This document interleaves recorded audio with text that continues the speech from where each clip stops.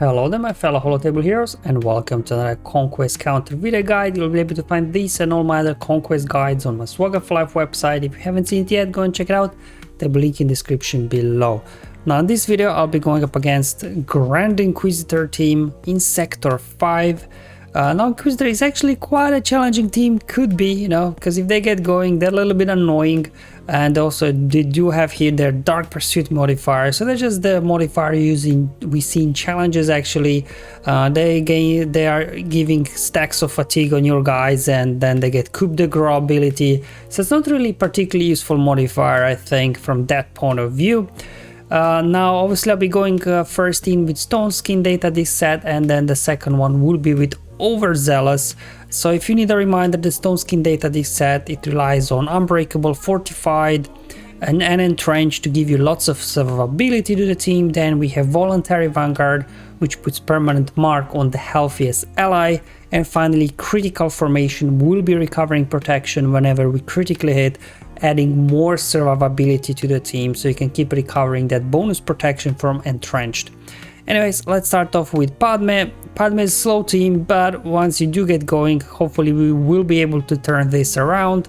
Let's just go ahead here, put Shen over on Padawan Ahsoka, so whenever she assists, we'll be reducing the cooldown on Force Leap. There you go, these guys are getting a few hits on us. Let's go ahead, get some stacks of courage going now. Got 9th sister down. Here comes the 5th brother.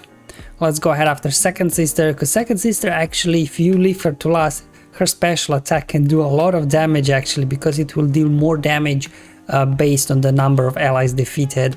That's why I went after her next, taking out 5th brother. He's got an AoE spell, so you don't want him obviously cleansing, removing the protection up you actually get, so then you won't be able to stack courage.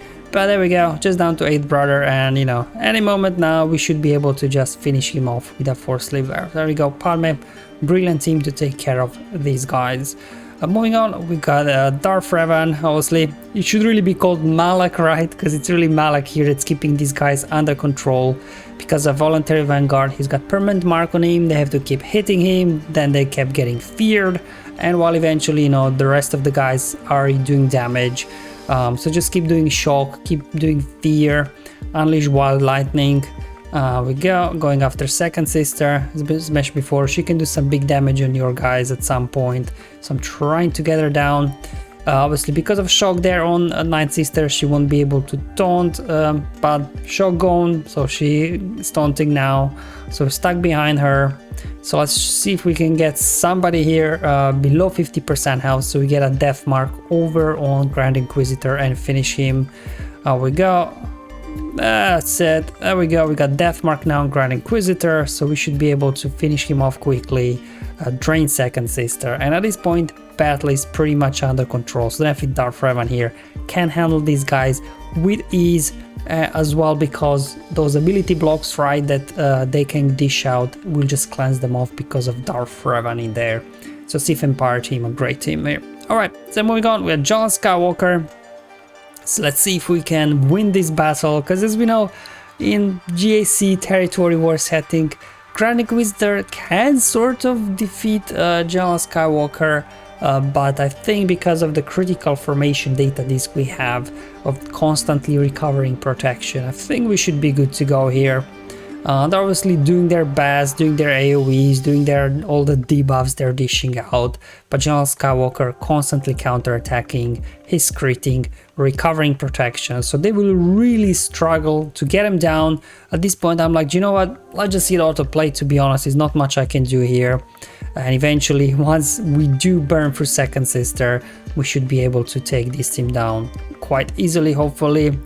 Okay, just go after Grand Inquisitor next again. There you go, all these counter attacks, critical attacks. Because of critical formation data disk, we constantly keep recovering protection. Without critical formation or the other data disks that when you attack out of turn you're recovering protection, I think this could turn ugly, because they could bring down General Skywalker and then your clones could be in trouble. But because of this data disk set, they were not able to do that. Moving on, we've got Bad Batch with Shakti. Now they start off with the AoE, which gives Shakti a lot of bonus turn meter. We give turn over to Echo, we do the daze, we do healing immunity. Okay, any moment now. Come on, Tech, get in there, buddy. Get in there, buddy. Come on, we need you. There we go. Let's get some stuns as well. Go more stuns. Defense up. Now we'll start doing true damage as well. So let's just keep going. Finish off Grand Inquisitor. Go after second sister next. Remember, she can do a big hit if you do leave her for last. So let's just keep going. Hit autoplay at this point. I mean, these guys can't do a whole lot anymore without Grand Inquisitor on their team. Okay, there we go. Counterattacks, AoEs, more defense up. Come on, somebody finish him already. There we go. Shakti there with the mass assist. Finished off the last Inquisitor. We got Maul here with what? You know how this team works. You put attack on anybody, this triggers Maul. Then obviously Candace goes next. He does his AoE, which gives Maul another turn, and then Maul can just go to town with these guys. However, you know, Inquisitors, they are putting up a fight, as you can see. Like Maul without Amplify, Agony, Data Disc and Volatile Accelerator isn't that quick of a team as it used to be. Now we did get 9 Sister down, going after Grand Inquisitor, then going after second Sister next here. So let's get some Beskar flowing over on Maul. And you know, once you're just down to these two, shouldn't be too much of an issue here of cleaning up the team. They keep a little bit recovering, but eventually, you know, you do get them down, just down to 8 brother, mass assist, and down he goes. We got Commander Luke Skywalker. Let's just go ahead first, get a stun over Grand Inquisitor so we don't get ability blocked with his AoE. Hopefully land buff immunity on 9 Sister. Unfortunately did not land, but doesn't matter, we'll just get her down anyways. Now we go after Grand Inquisitor next, going after second Sister. So we go Commander Luke Skywalker, making quick work of these guys, even without Amplify Agony data discs. You know, still with his Stoneskin data disc set, a lot of survivability for the team, constantly recovering, similar like with General Skywalker whenever we critically hit. So we keep our Chewbacca that's got mark on him topped up all the time, so we can get those big hits from him.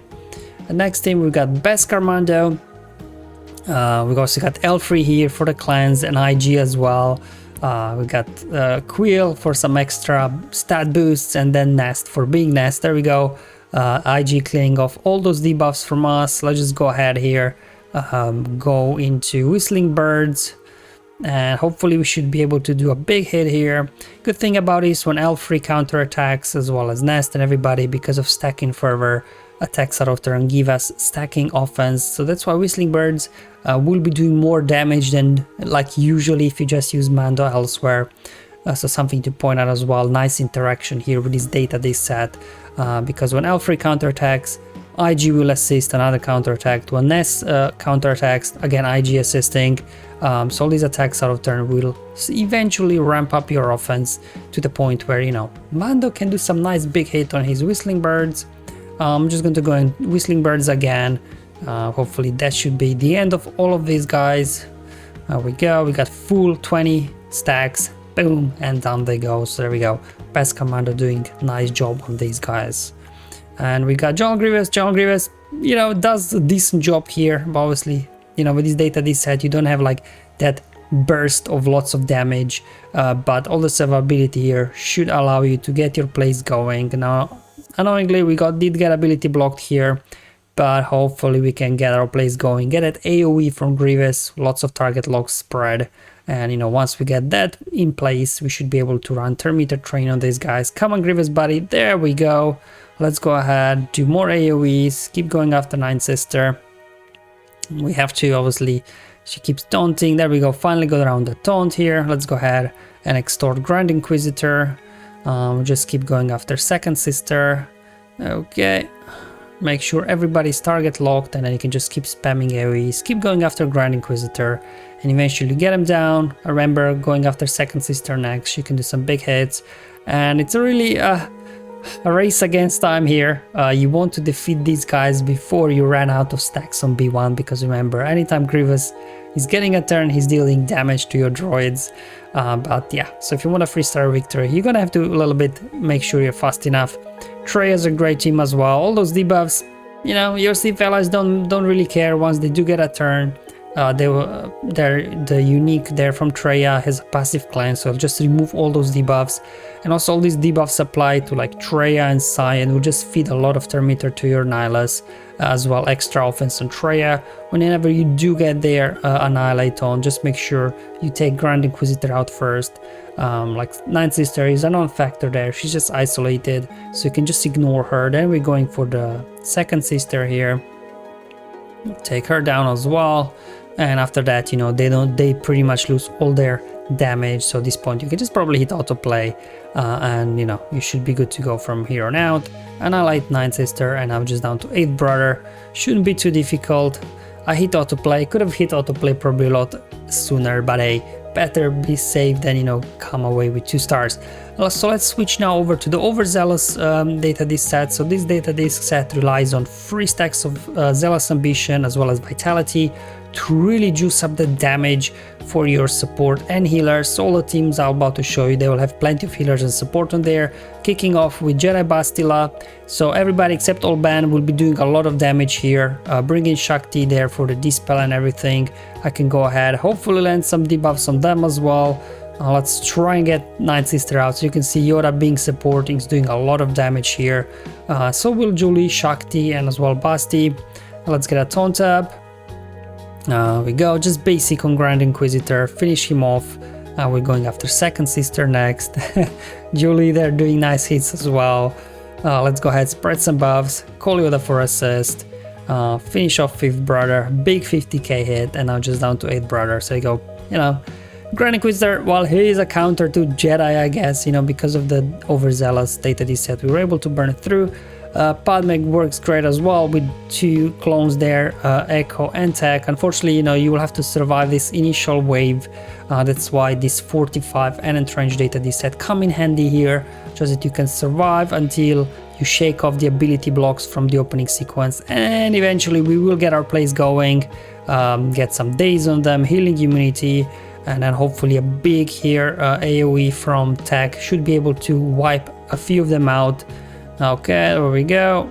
And now we got so much protection up. Whenever we do get a turn, we'll stack up so much courage that, you know, we'll just quickly defeat these guys very, very quickly and easily. So the next team we got Rex with Barris here. Obviously, whenever we are critically hit, we'll be getting bonus turn meter. That's why I allowed this to get our plays going before they get to do a whole lot. Obviously stuck behind Ninth Sister, so we'll have to deal with her first. So we'll just keep going. Alright, got her down almost already. In the yellow, down she goes. And here obviously Rex, Barris, and Echo are your main damage dealers. So, you know, just kind of use basics with your clones mostly. So Echo keeps assisting, so that he'll be doing a lot of damage. Alright, just down to 5th Brother. Almost got him. There we go. Didn't want to deal with his constant counter attack, so decided to use aerial advantage on him. Finishing off 8th Brother, and down they go. Next up we got Ray Jedi training. So as you can see, because this is sector 5, these guys are so fast that even with all those extra bonus turn meter we do get for the droids with BOS unique was not enough, but eventually we do get our plays going. And you know, you have to go after Ninth Sister first, because, you know, constantly taunting. Let's just go ahead, do an AoE here. Okay, there we go. And as always with this team, whenever BB-8 gets a turn, I tend to like to use his basic more than just do a wiggle, just because obviously he will do a lot of damage sometimes. Like there you go, 200k.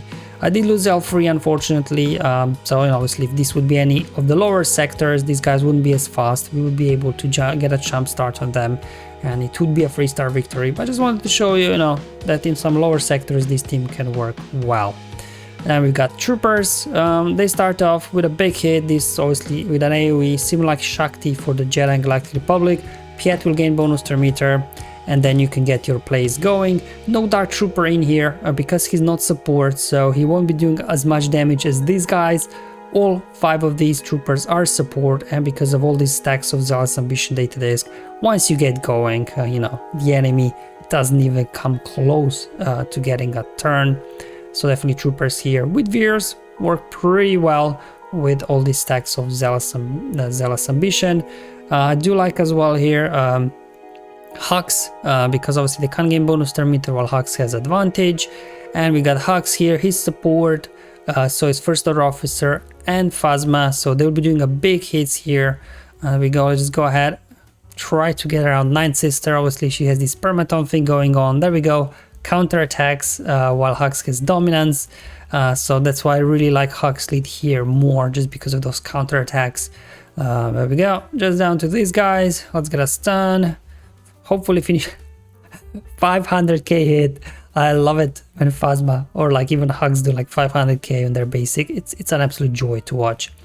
Now up next we got Ninth Sister. So they will obviously kind of get a jump start on you, get those ability blocks, but as we know, Ninth Sisters, they keep coming back unless you have ways to prevent their revives or some big daddy AoEs. They keep coming back, so you know, eventually we will get this down. And obviously Talzin, Asajj and Daka, they'll all be doing a lot of damage here because of Zealous Ambition data disk, and you know, on top of a ramping damage there as well that Asajj brings, you should be good to go. Okay, so they defeated somebody, that's okay. We got Daka here, finally getting some plays going. There we go, Ninth Sister's gone. Joan AoE almost took care of Ninth Sister there. Another big AoE, there we go. Basic over there, and that's it. Pretty much easy and straightforward with your Ninth Sisters to take these guys down. So we got Raddus. Now if you do have, now many of us will now have this kind of Raddus team built up, obviously just because of profundity requirements, and it's a great team. Like Raddus, he's obviously support, and his AoE does so much damage. It's really fun to use. We got 2 tanks in there for constant taunting there. Jin can't be defeated while Raddus is alive as well, so that helps. But eventually, you know, you will get download progress complete, and when that happens, you know, we'll be able to do a lot of damage. I'll just oh, beautiful, there we go. 2 AoEs, and Inquisitors have had enough of these rebels and just flee the battle. And obviously the highlight of this Overzealous data this set is definitely Dash. Similar like Raddus, his support, so his AoEs, they do 3 times damage, are huge. Unfortunately we got ability block there. Doesn't matter, we just one-shot their Inquisitor with a basic. Best commando here really is just to make sure everybody stay alive, just in case, you know, these Inquisitors get too much damage out. But as soon as you get your AoE there out with Dash, you know, it's pretty much game over for the enemy, and that's pretty much it. Alright guys, thank you for watching. Hopefully this video was useful and helpful, showing you how to beat Grand Inquisitor's team in Conquest here using Stoneskin and Overzealous data this set. Thank you for watching. I'll see you in the next one, but until then, have fun, enjoy life, and may the RNG be with you, my friends.